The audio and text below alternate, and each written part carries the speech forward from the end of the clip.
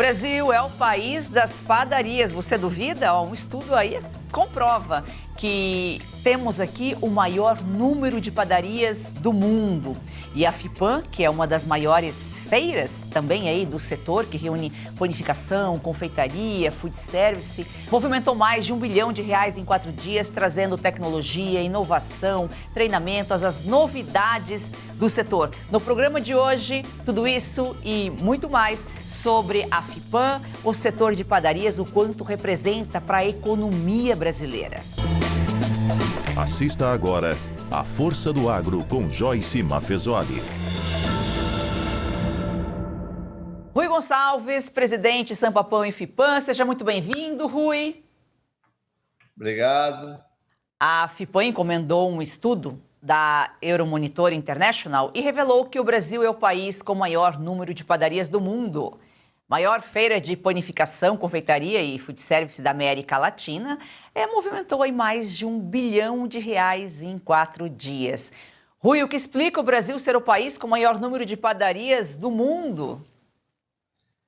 Embora o nosso peso per capita de consumo de pão não seja tão grande que nem em alguns países, o número de padarias se refere ao seguinte: o paulistano e o brasileiro, de modo geral, têm um vício pela padaria, diferente dos outros países. Nós já temos uma população aí, vamos dizer, privilegiada, de 200 e poucos milhões de habitantes, e com isso o brasileiro acostumou a ir na padaria ou considerar a padaria como a segunda sala da sua casa.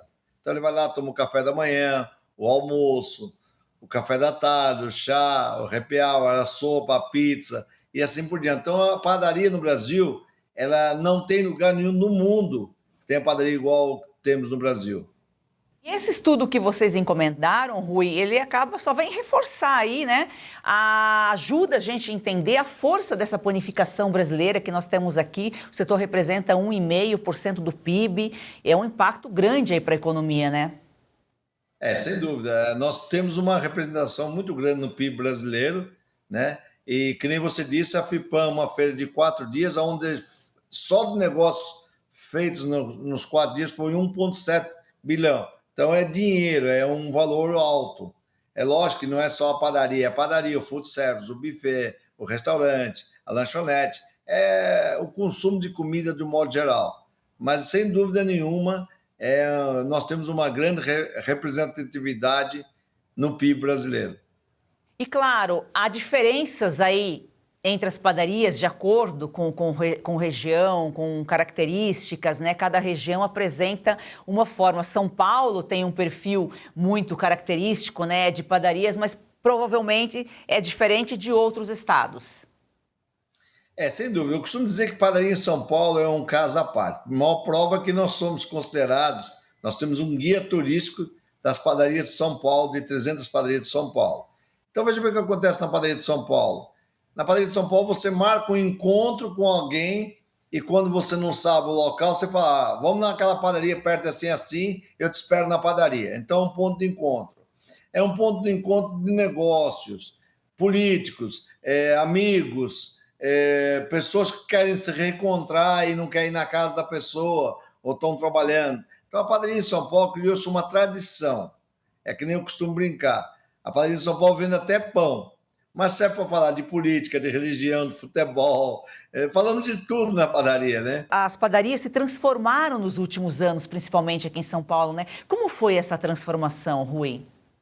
Essa transformação acho que vem seguindo algumas culturas europeias e de outros países asiáticos e tudo mais, e americanos e tudo mais, onde o paulistano foi nesses lugares, pegou aquilo que eles tinham de melhor e viemos adaptando a padaria de São Paulo.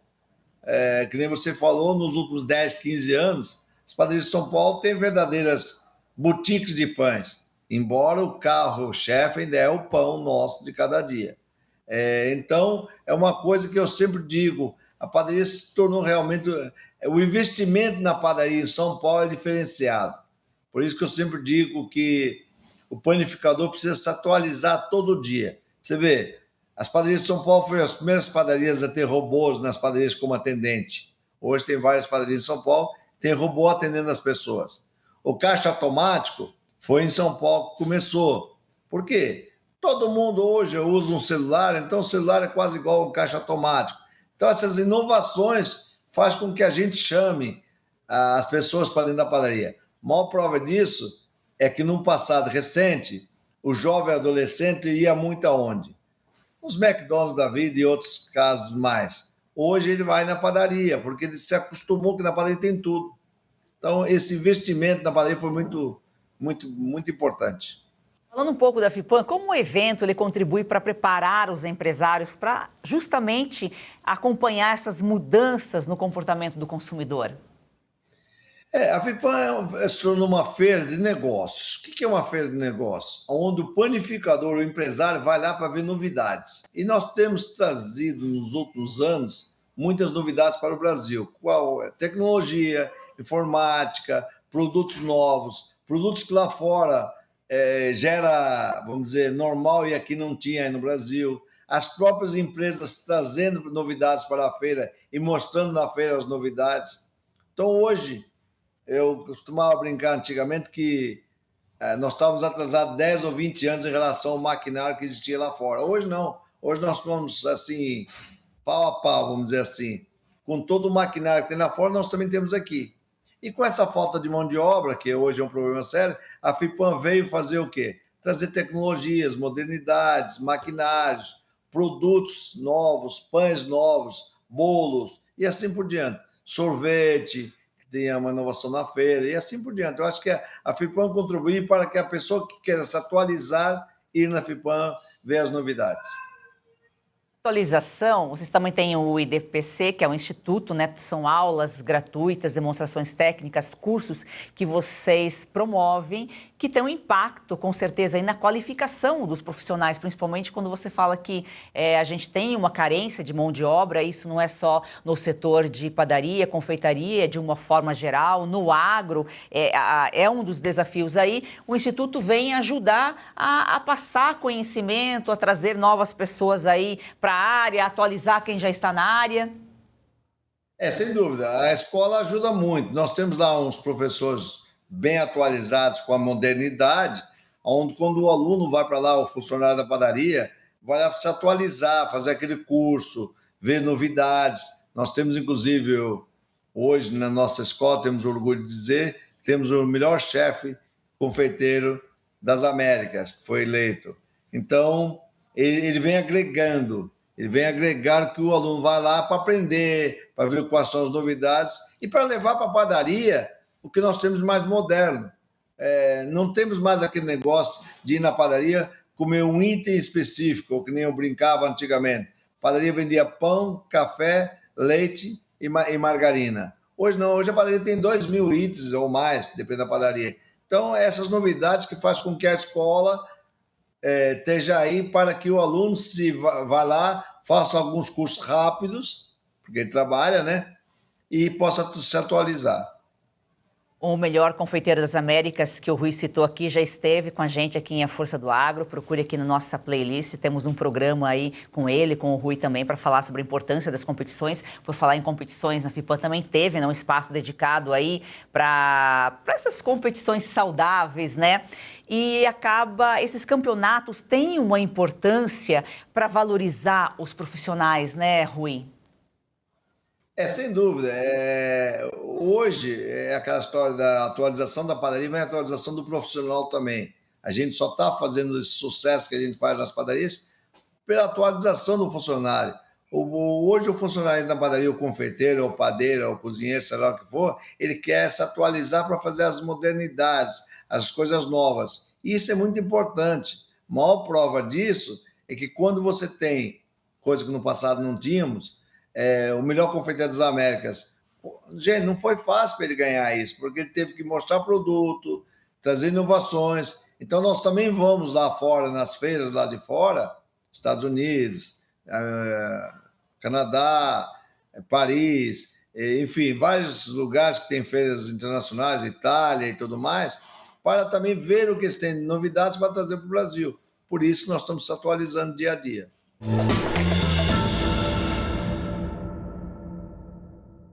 Heads Silver, as panelas mais vendidas do Brasil e não precisa de óleo. Preste atenção nas imagens, daqui a pouco eu volto com uma super promoção. As panelas Red Silver são a solução para o seu dia a dia, porque fazem todo tipo de comida de uma forma mais saudável e sem usar nenhum tipo de óleo. Revestida com material antiaderente, ultra resistente que não gruda, promove um deslizar dos alimentos e não solta resíduos. São sofisticadas, leves, fortes e possuem um design elegante. A combinação perfeita para a sua cozinha.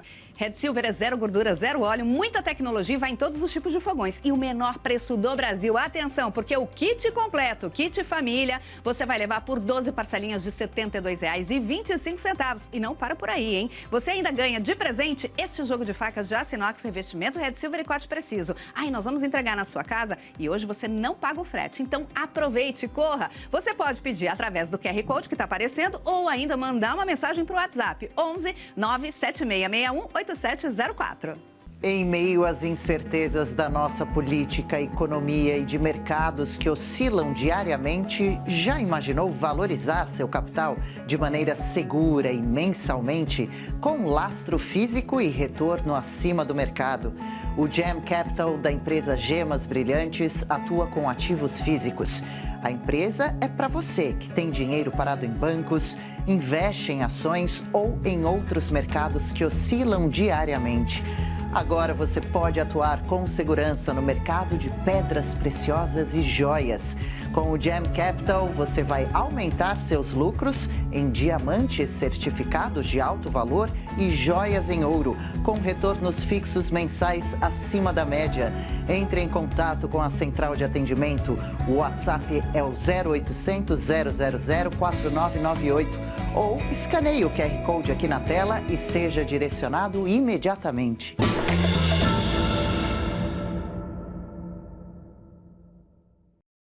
Falamos aqui da importância, né, do setor de padarias para o PIB brasileiro. Na FIPAM foi movimentado aí 1,7 bilhão de reais em negócios, é uma feira de negócios, como o Rui colocou aqui. Esse resultado representa aí para a cadeia de panificação, confeitaria, food service, só reforçando para quem está chegando aqui, chegando agora, nesse momento aqui, em A Força do Agro. É uma participação bem relevante, né, na economia brasileira.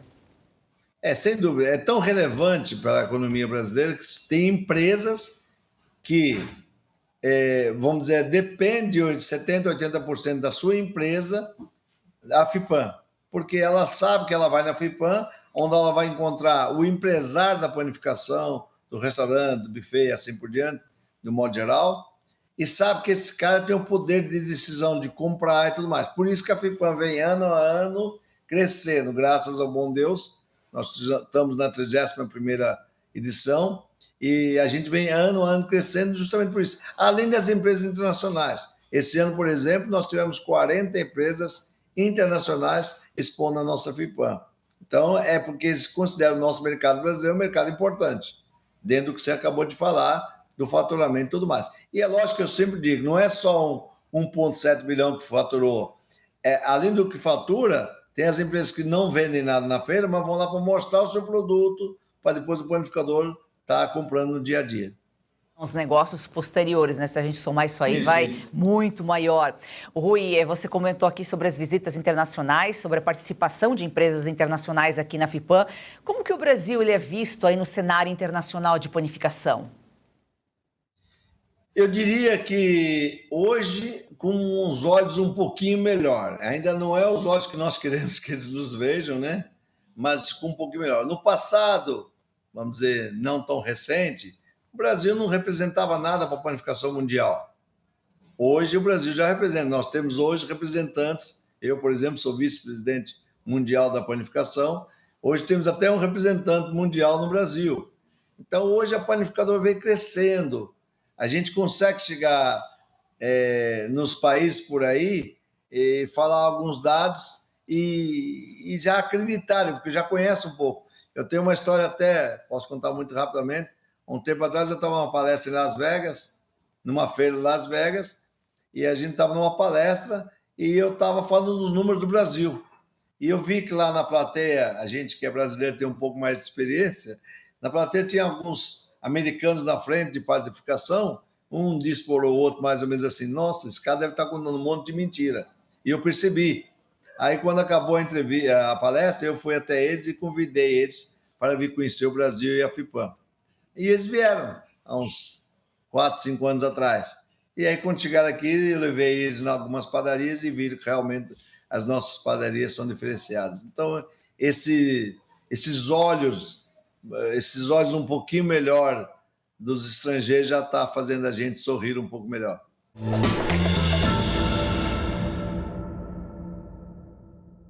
Muitas pessoas sabem da importância do NAC para expectorar. Muitas vezes a pessoa sofre com rinite, tudo travado, região do nariz, falta de ar, bronquite, asma. O NAC tem o poder de expectorar, dissolve o muco, que a gente chama de catarro, faz uma limpeza no aparelho respiratório. Agora, além disso, ele age no nosso fígado. Ele estimula o seu corpo na produção da glutationa, que é responsável para expelir todas as toxinas que sobrecarregam o nosso fígado. Esse é o NAC, tem o poder de limpar o fígado e todo o aparelho respiratório. Eu quero fazer um convite para você começar a usar esse suplemento ligando agora para Lírios, 0800 787 1020. Liga agora porque tem uma promoção pela metade do preço e ainda você ganha creatina Premium de presente. Ligue agora, 0800 787 1020. Hoje eu quero falar com você, homem, que não está feliz com o seu desempenho sexual. As clínicas Upman já ajudaram milhares de homens em todo o Brasil a recuperar a sua autoestima, confiança e performance sexual. Tratamos impotência sexual, ejaculação precoce, falta de libido, doença de Peyronie e também fazemos as reposições hormonais que você tanto precisa. Na Upman, você conta com médicos, especialistas em saúde sexual masculina, médicos urologistas, andrologistas, com mais de 20 anos de experiência que estão com você do começo ao final e vão direto na causa do seu problema. E você que acompanha a Revista Oeste, temos uma condição muito especial. Ligue ou mande um WhatsApp nos próximos 10 minutos no 0800 591 2223 e comece já o seu tratamento. Clínica Upman, a número 1 em saúde masculina.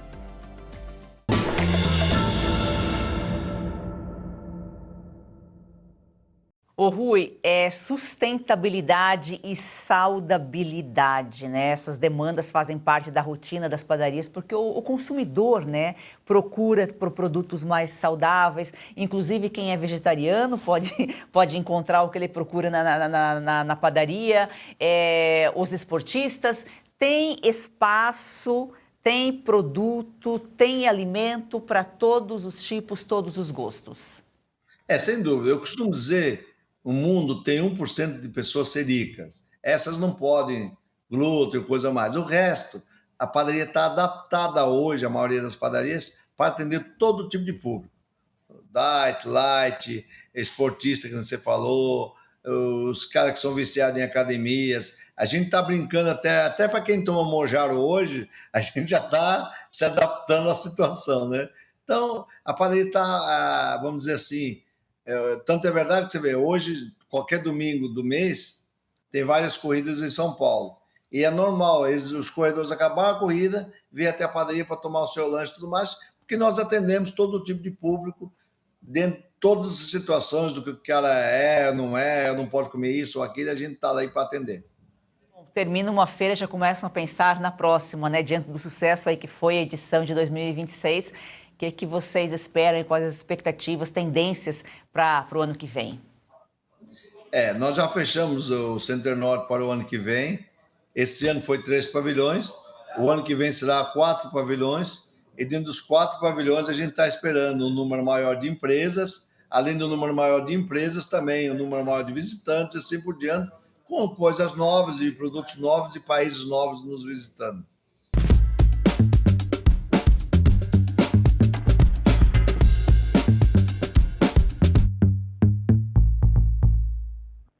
Quem está lucrando com o agro? Quem traz essa resposta para nós aqui toda semana é Celso Ricardo. Seja muito bem-vindo. Oi, Joyce. Prazer estar contigo aí de novo. O parlamentar Agropecuária reúne uma das maiores forças políticas do Congresso quando o assunto é agronegócio. A dúvida aqui é quem define as pautas defendidas pelos parlamentares. Entre entidades, produtores, empresas e o Instituto Pensar Agropecuária, há uma estrutura que influencia quais prioridades do agro chegam à política. E é aí que mora o perigo, né, Celso? A FPA tem 345 parlamentares. Ter uma bancada desse tamanho significa necessariamente que os interesses do produtor estão bem representados? Joyce, infelizmente a resposta é negativa. Os interesses do produtor, eles não fazem parte dessa pauta principal. E isso também foi dito, né, e afirmado pelo próprio Pedro Lupion, o presidente da FPA, em março agora de 2026. Ele declarou que o Instituto Pensar Agropecuária é quem passa as pautas para a FPA. E aí a gente fecha aquele ciclo, né, Joyce? Do interesse dessas grandes empresas que fazem parte do Instituto e também aquele ciclo do Instituto Pensar Agropecuária, FPA, nomeação de ministro da Agricultura, que faz parte de dentro da FPA, e aí os interesses ficam em torno da indústria e o produtor acaba ficando de fora, Joyce. O produtor só entra aí como marketing, né, até para os parlamentares se passarem como bonzinhos, mas o Instituto está a serviço da indústria, das grandes empresas, e aí pode entrar também grandes produtores, né, que definem quem vai ser ministro, quem não vai ser, e essas demandas são passadas aí para frente e o pequeno produtor fica sem assistência. Exatamente. Às vezes nem é somente o pequeno produtor, Joyce, pequeno, médio e uma boa parcela dos grandes. Vale lembrar, né, que a FPA ela não é uma instituição independente, como o próprio Ministério da Agricultura também não é. Ele possui aquele grupo, né, que faz as avaliações, os conselheiros do Ministério da Agricultura, assim como a FPA. E nós podemos pegar dentro do Instituto Pensar Agropecuário, por exemplo, o próprio Grupo AMAG, que é do ex-ministro da Agricultura, né? E isso gera esse conflito de interesses para dentro dessas indústrias da proteína animal, dos insumos e defensivos, até mesmo para a questão de celulose, energia e bebidas. Então, é um pequeno clã que determina o que vai ser pautado, passa para a FPA e, como eu disse, né, os interesses do produtor acabam ficando de lado porque, infelizmente, essa pressão sobre o produtor é válida para eles porque o produtor vai ter que consumir ainda mais esses produtos oriundos, né, da própria indústria. Fica refém completamente, Joyce. E como funciona o caminho, então, entre uma demanda apresentada por uma entidade do setor e a atuação de um parlamentar aí da FPA? Sempre quem está no meio do caminho é o IPA, é o Instituto Pensar?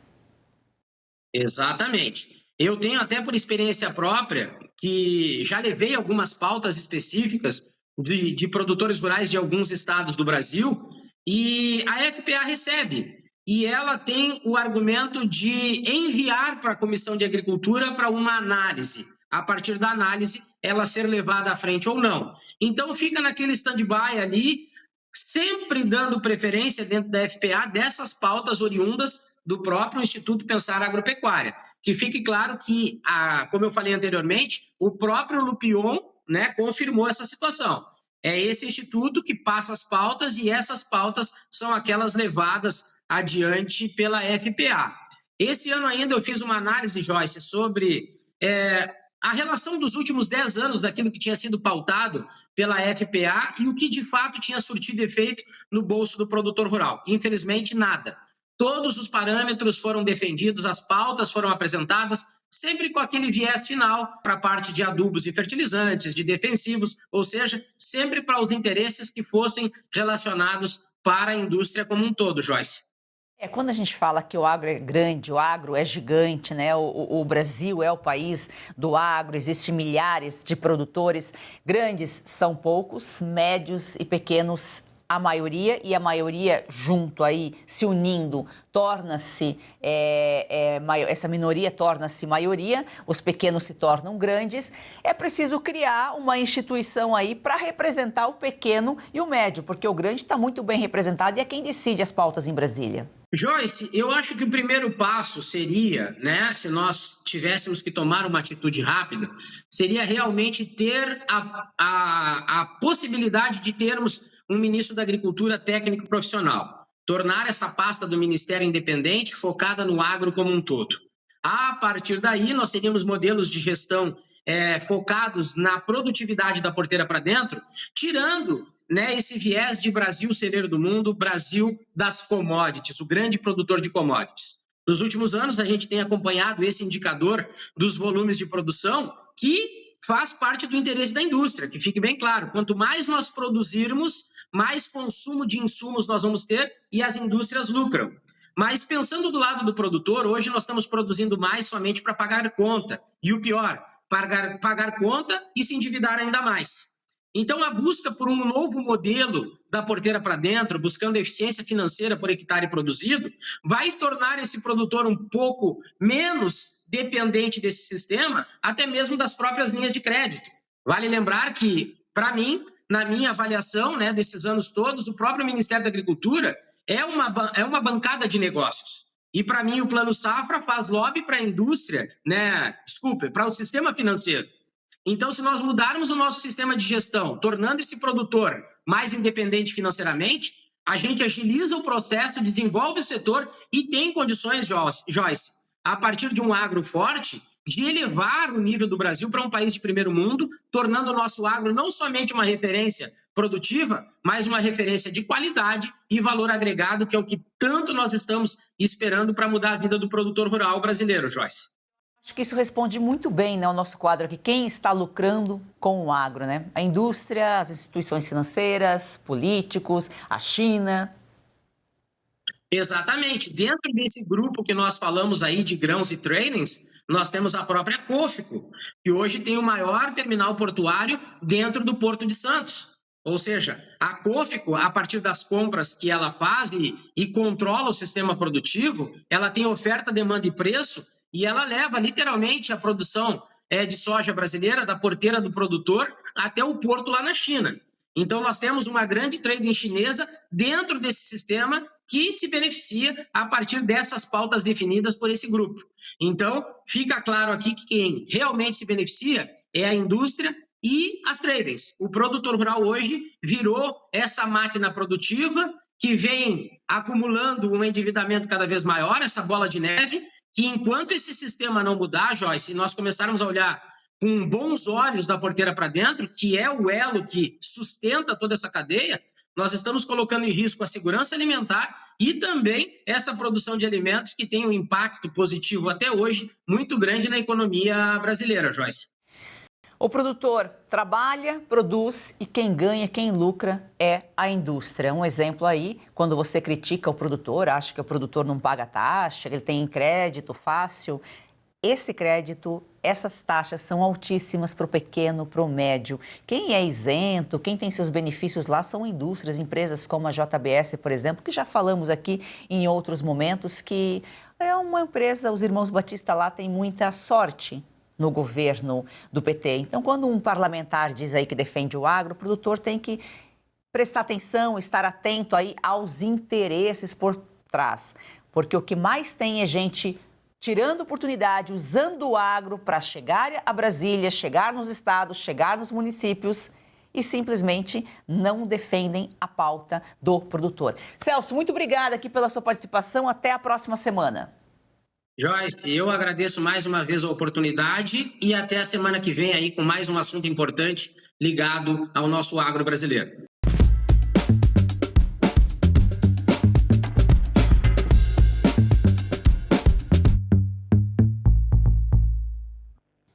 Isso aí, a FIPAM, e acaba sendo um sucesso porque ela representa aí o crescimento das padarias e as padarias acabam crescendo também juntamente com o evento. Rui, muito obrigada pela sua participação aqui em A Força do Agro. Afinal de contas, padaria é agro, porque tudo que tem lá praticamente vem da terra, vem da natureza ou vem da indústria, mas é por meio do agro. Sem dúvida. O agro é muito importante para o país. Aliás, eu às vezes não consigo entender quem é contra o agro no Brasil, né? Mas tem alguém que é contra, né? Mas sem dúvida que a padaria tem tudo a ver com o agro, tudo vem da terra, o trigo e as outras coisas todas, então é muito importante. Quem é contra o agro é muito ignorante, é desprovido de conhecimento, né? Porque com certeza come, bebe e se vive, está vivendo graças ao agro. Gratidão a você que nos acompanha aqui. A Força do Agro é o Brasil que dá certo.